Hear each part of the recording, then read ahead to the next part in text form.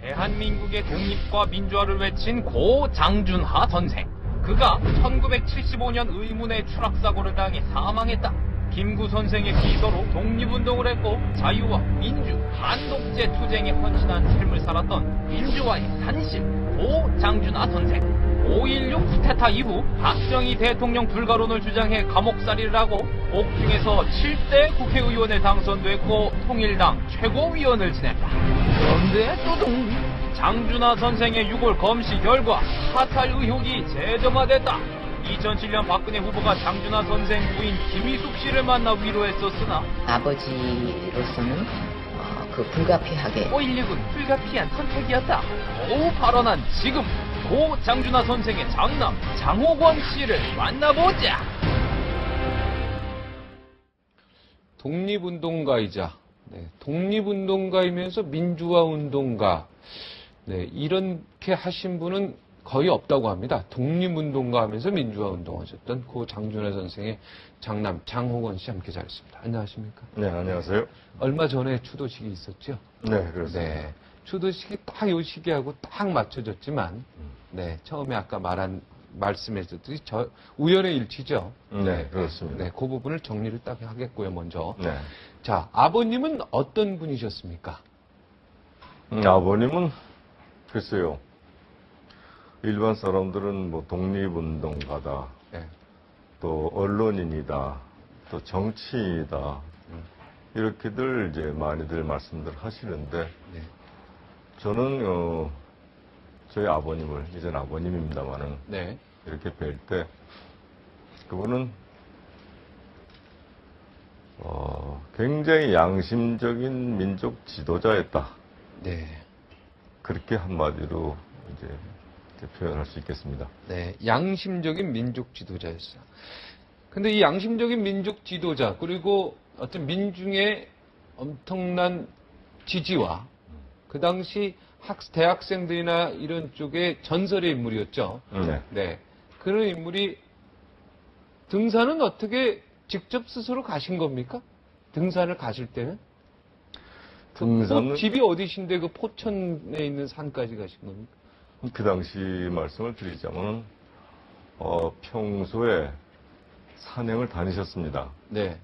그러나 산행을 일요일마다 가실 때 꼭 수행원들이랑 같이 다니셨죠. 네. 수행이라는 것은 그 당시 시대가 상당히 위험했기 때문에 네. 꼭 주변에 장 선생님을 모시고 다니는 분들이 같이 다녔습니다. 네. 그날은 산행을 소위 어떤 계획이 전혀 없으셨고, 네. 그래서 제가 27년 동안 아버님과 같이 살면서 처음으로 산행을 안 갈 테니까 어디 가서 아이들이랑 쉬다 와라.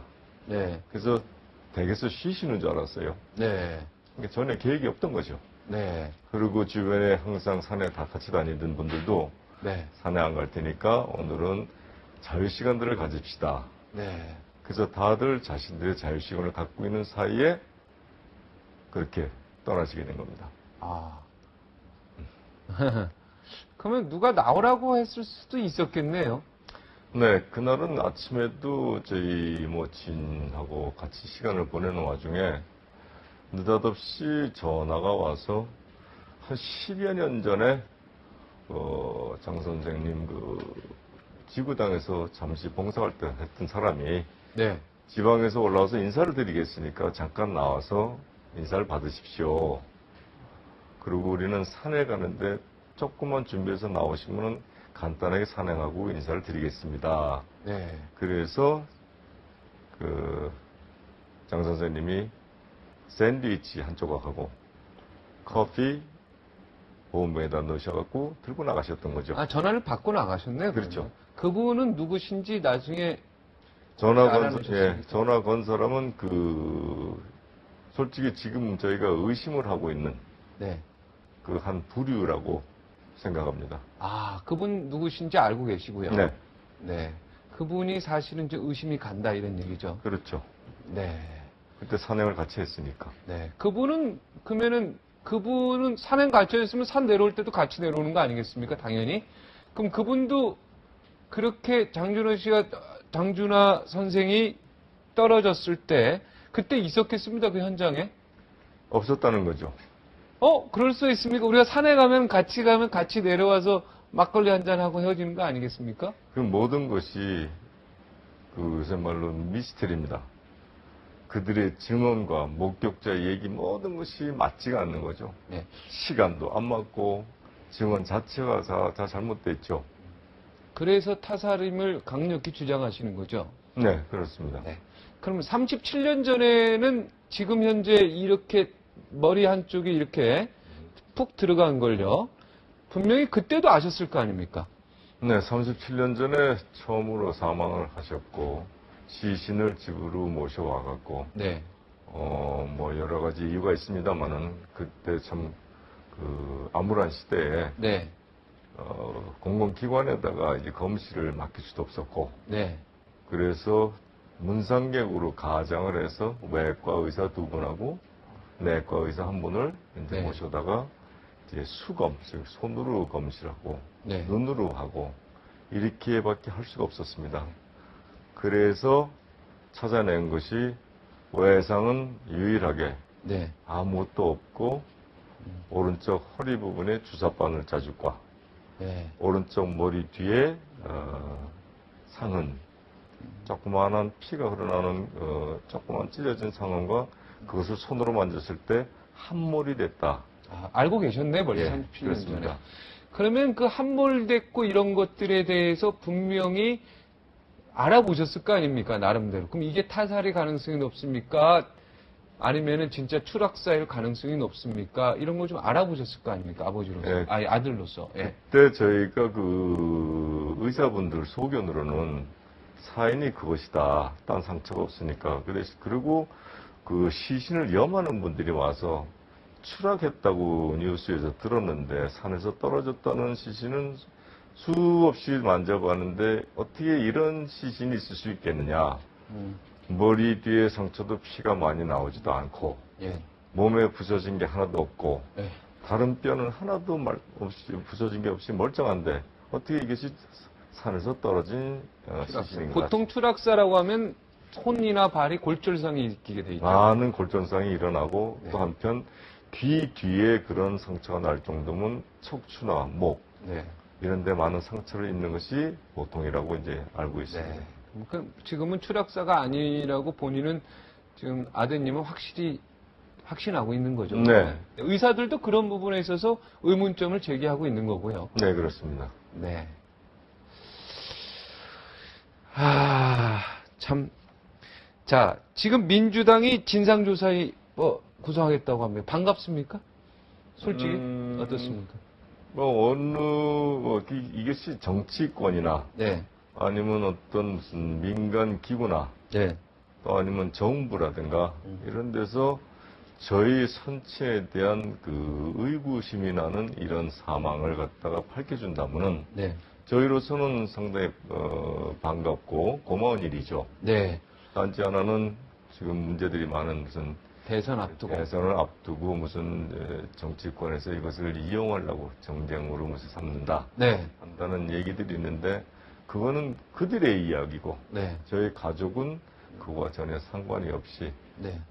가족으로서 유족으로서 아버님의 사연을 밝히는데 주력을 할 것입니다. 네. 청와대에도 재조사 요청을 했죠. 네, 오늘 아침 11시에 네. 청와대에다 요청을 했는데 그 이유는 네. 과거 의문사 진상규명위원회가 대통령 직속 기관으로 활동을 했습니다. 네. 그것이 지금 이제 문을 닫았지만 네. 그러한 연고로 인해서 결국 대통령에게 네. 이 진상규명을 위해서 다시 한번 조사를 해달라고 요청을 드리는 것입니다. 네. 진실이 꼭 밝혀져야 되겠다는 생각이 드는데 당시에 동아일보 기자가 기사를 타살 가능성 의혹을 제기했다가 고초를 당했다면서요? 네, 그렇습니다. 동아일보 기자가 처음으로 참 용감한 기자였었죠. 네. 그 유신체제나 긴급 조치가 발동돼 있는데 네. 장 선생님이 사망이 추락사가 아닌 것 같다 하는 의구심을 이제 품어갖고 기사를 썼습니다. 네. 그래갖고 제가 알기로는 구속이 됐죠. 네. 구속됐습니다. 네, 그 기사 쓴 예, 이후로. 구속됐다가 네. 금방 또 풀려났습니다. 네. 그 문제가 커질 것 같으니까. 그 이후는 장준하 사망에 대해서 언급을 하는 것도 긴급조치 구호로 다스리게 됐습니다. 아, 장준하 선생의 죽음에 대해서 논하는 것 자체가 긴급조치 네. 위반이 됐습니까? 그렇죠. 긴급조치법 네. 위반이 됐습니다. 아, 그거는 지금 생각하면 말이 안 되는데요. 그 당시는 물론 지금 생각해도 그렇고 그 당시도 그렇고 말이 안 되는 거죠. 그래서 네. 저희는 그 유신을 뭐 초헌법 뭐 이렇게 네. 얘기하지만 저는 유신이라는 거는 그 박정희의 마음대로법이다 이렇게 생각하는 거죠. 네. YS와 DJ 때도 이 진상 규명에 대한 노력이 분명히 있었을 거 아닙니까? 아무래도 민주정부 시대인데요. 네. 처음에 그 김대중 씨가 진상 규명을 이제 하기 위해서 네. 만들었죠. 일기를 했다가 그것이 뭐 시간이 좀 모자라돼서 아마 노무현 정권 때 2기를 했는데 네. 그 진상규명위원회가 발족이 되고 거기에 관계했던 분들은 과거사와 의문사의 그 정리를 위해서 많은 정말 노력을 했던 걸로 알고 있습니다. 그러나 네. 그 한시적인 그다음에 수사권이 없는 그러한 어떤 그 조건 하에서는 한계가 있었다. 그렇기 때문에 진실 규명하는데 어려움이 많았다. 네. 그렇습니다. 네. 그 시대 때 정리해줬으면 더 좋았을 텐데, 그죠? 그렇죠. 시간이 이렇게 늦춰질수록 국민들의 기억 속에서 장준하라는 세 글자가 자꾸 기억에서 없어지기 때문에 빠르면 빠를수록 빨리 좋았다라는 생각이 들고 괜히 지금 이렇게 대선 전국에 앞두고 괜히 말 많은 정치적으로 이용되네 안 되냐 이런 말이 나온다는 자체가 어떻게 보면 장준하 선생의 지금 죽음을 어떻게 보면 조금 더 폄하할 수 있는 그러한 생각이 조금 듭니다. 박근혜 후보가 지금 대선 후보로 확정이 됐는데요. 만약에 타살임이 확정되면 아버지의 어떤 어떻게 보면 이걸 타살로 확정되면 그걸 꼭 박정희 대통령이 시켰다라고 심증은 가지만 꼭 또 그것도 밝혀내야 되겠지만요. 네. 타살 여부도 밝혀내야. 그렇다면 박근혜 후보가 이걸 책임져야 됩니까? 그렇게 생각하십니까? 저는 그 박근혜 후보가 장 선생님 죽음과 네. 죽음에 관해서 무슨 책임을 져야 한다. 그런 생각은 하지 않습니다. 그렇죠. 네. 네. 단지 그 박정희의 딸이다 네. 하는 그런 문제 가지고서는 박근혜 씨가 책임을 져야 한다면 그 박정희가 만들어 놓은 연좌제라는 거, 네. 그거 좀 안 좋은 거죠. 네. 그거를 지금 와서 그에게 이제 부담을 지운다는 거는 얘기가 안 되는 거고, 네. 또 단 한 가지 박근혜 씨가 정치를 또 이 나라를 끌고 가는 만약에 지도자가 되어갖고 네. 자신의 정치를 안 하고 과거 유신의 정치를 이어간다 할 경우에는 그건 안 어느 되죠. 정도 이제 그 자신의 입장을 표명해야겠다. 네. 그런 생각입니다. 그렇죠. 연좌제가 지금 사실 사라졌기 때문에요. 박근혜 후보에게 아버지의 잘못을 책임져라 이것도 아닌 것 같습니다. 그렇죠. 네, 그건 거꾸로 네. 우리가 입장 바꿔도 생각을 해도 지금 어머님한테 박근혜 후보가 과거 찾아왔었다면서요. 네. 네, 그때 왜 찾아오셨습니까? 그때는 그 지금 현재 대통령하고 이명박 씨하고 네, 2007년도죠. 2007년도에 경선을 할 때입니다. 네, 그때 박근혜 씨가 이제 어머님을 찾아뵙겠다. 네, 그것은 삼척 동서도 잘 알 수 있는 그런 얘기인데, 저는 그렇게 봅니다. 사과와 또 화해라는 것은 진정성과 진실이 같이 있어야지만 그것이 이제 서로가 성립이 되는 것이지, 어떤 목적의식을 가지고서는 뭐 사과를 한다든가 하는 그것은 요식행위다. 네. 그렇게 봅니다. 네. 네. 2007년도에 때도 바로 경선 앞두고 가신 겁니까? 그렇죠. 네. 뭔가 이제 마음에 좀 걸린 부분이 있어서 가셨겠죠. 그리고 네. 뭔가 화해를 하고, 그런 마음도 있었겠죠. 네. 그러나 지금 우리 아드님 입장에서는 이 진실이 뭔가 규명된 다음에 좀 이런 화해나 진정성 있는 사과를 받고 싶었던 겁니까? 뭐 받고 바꾸고 안 바꾸고 없죠. 이것이 장 선생님의 사인이 밝혀진다 하더라도 박근혜 씨가 사과할 이유는 없다고 봅니다. 네. 중요한 말씀을 하셨어요. 이게 사인이 규명된다 하더라도, 타살로 규명된다 하더라도 박근혜 후보가 나한테 사과할 이유는 전혀 없다. 그렇죠. 네. 그렇죠. 네. 저도 거기에 동감합니다. 저희 아버님 잘못을 제가 짊어지고 갈 수는 없거든요. 맞습니다. 네. 단지 하나, 어쩔 수 없죠. 숙명적으로 그 집에서 태어났는데 네. 자신이 뭐 얘기할 때 뭐 유신 시대에 그 청와대에서 안주인 노릇까지 했다. 네. 하지만 안주인 노릇 했다고 해서 사실 박정희 시대에 박정희와 그 박근혜 씨가 서로 합작을 해갖고 음모를 해갖고선 예를 들어서 그건 아닐 했다면 겁니다. 네. 그렇다면 문제가 다르지만 네. 그건 아니니까. 네. 자, 아버님이 돌아가셨을 때 27살이면 기억 다 나시잖아요. 그렇죠. 네. 박정희 대통령에 대해서 뭐라고 말씀하셨습니까? 박정희 씨라고 불러드릴게요. 네. 저는 한 번도 그렇게 불러본 적이 없는데 네. 박정희라는 사람에 대해서는 저희 선진께서는 어떤 가치를 두지를 않았어요. 네. 박정희라는 이름이 나올 때마다 자존심을 상해하셨죠. 네. 민족적 자존심. 네. 그뿐입니다. 아버님께서 남기신 업적 중에 가장 큰 거 하나만 딱 대라면 아까 양심적인 민족 지도자다 이렇게 하셨는데 업적 중에 딱 하나만 큰 업적을 댄다면은 어떤 업적이 될까요? 두 개를 대도 좋습니다. 큰 업적은 제가 생각할 땐 그렇습니다. 해방되고 나서 우리 젊은 지식인들에게 참 지식이 굶주렸었죠. 네. 그 지식의 양식을 채워주셨다는 거. 네. 그 당시는 가장 힘들었던 이데올로기 같은 그런 어떤 학문도 네. 그것까지도 감수를 하고 다 사상계를 통해서 네. 양식을 많이 넣어주셨다는 것. 그래서 결국은 젊은이들이 무슨 4.19라든가 이런 혁명을 일으킬 수 있는 단초를 만들어주셨다는 네. 그것 하나 하고 또 하나이기 때문에 나라가 힘들 때 네. 국민의 한 사람으로서 젊은이가 나라가 힘들 때 나라를 위해서 무엇을 해야 되는가 네.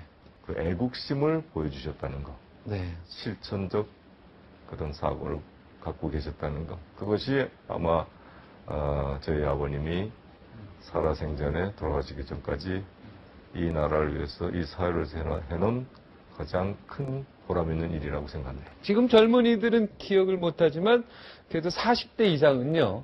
네. 네, 적어도 월간사상 사상기를 한 번 정도 이상은 다 읽었었고요. 네, 그래도 장준하 선생에 대한 이 전설 이야기는 다 들었습니다. 아, 예. 예. 지금도 어머님과 함께 보증금 1,000만 원, 월세 20만 원입니까? 네. 지금 어렵게 사시는데 마지막 한 말씀 해주시죠. 대한민국 정부에. 그 어렵다는 얘기는 이미 다 알고 있는 얘기들이고 네. 뭐 쉽게 말해서 36년간 이사를 한 36번, 39번 했으니까 네. 근데 어렵다는 거에 대해서는 더 이상 얘기하고 싶지가 않습니다. 네. 먹고 살았으니까. 네. 취업도 안 됐다면서요. 취업을 할 수도 없죠. 취업하려고 가게 되면은 그 다음 날로 기관원이 찾아가 갖고서는 잘랐습니까? 압력을 했으니까. 네. 그래 취업을 제가 못 하고 그랬죠. 그럼 뭐 사는 것조차도 집안에는 24시간 기관원들이 둘러싸갖고 출입자들 다 잡아대니까 뭐 그건 그렇고 제가 이제 정부, 국가, 정치인들에게 제가 바라고 싶은 건 그렇습니다. 물론 하고 싶은 얘기는 참 많습니다만은 국민이 의지할 수 있고 국민이 믿을 수 있는 정부, 즉 국민을 위한 정부, 네. 그런 정부가 앞으로는 이제 들어서야 될 것 같고, 네. 그 다음에 정치인들은 지금 굉장히 그 힘든 이 나라의 살림살이를 할 생각 안 하고 네. 어떤 집단의 이해관계라든가 이런 것에 또 정치 권력에만 몰두하지 말고 네. 정말 국민을 위하고 국익을 위한 네. 그런 피나는 싸움 노력을 해줬으면 하는 게 바람입니다. 국민이 믿을 수 있는 정부, 이거 참 마음에 듭니다. 이 단어요. 정말 신뢰가 매우 중요한데, 그죠? 이 정부에 대한 신뢰, 이게 무너지면 안 됩니다. 그게 국민과, 네, 이 정부와의 마지막 하나 남은, 그죠? 소통거리기 때문에, 다음 정부도, 네, 국민이 신뢰하는 정부로 태어났으면 좋겠네요. 저의 바람입니다. 아마 장준하 선생님도 그런 바람을 갖고 계실 거라고 믿습니다. 네. 지금 정치권에서요, 이 사건을 가지고 정치적으로 이용하면 안 됩니다. 그죠? 네. 진실은 진실대로 객관적으로 규명이 돼야 되죠. 그죠? 그렇습니다. 네. 그리고 나서 잘잘못은 그 다음에 따지는 거죠. 그죠? 네. 괜히 이거를, 진실을요, 네, 정치적으로 이용하면 안 되겠습니다. 딱 시기가 거기에 맞춰졌는데, 그건 우연의 일치일 뿐입니다. 오늘 네. 여기서 이렇게 정리하겠습니다. 네. 오늘 대단히 고맙습니다. 아이고, 감사합니다. 한 사람을 평생 속일 수 있습니다. 여러 사람을 잠깐 속일 수도 있습니다. 하지만 모든 사람들을 평생 속일 수는 없습니다. 여기서 물러가겠습니다. 고맙습니다.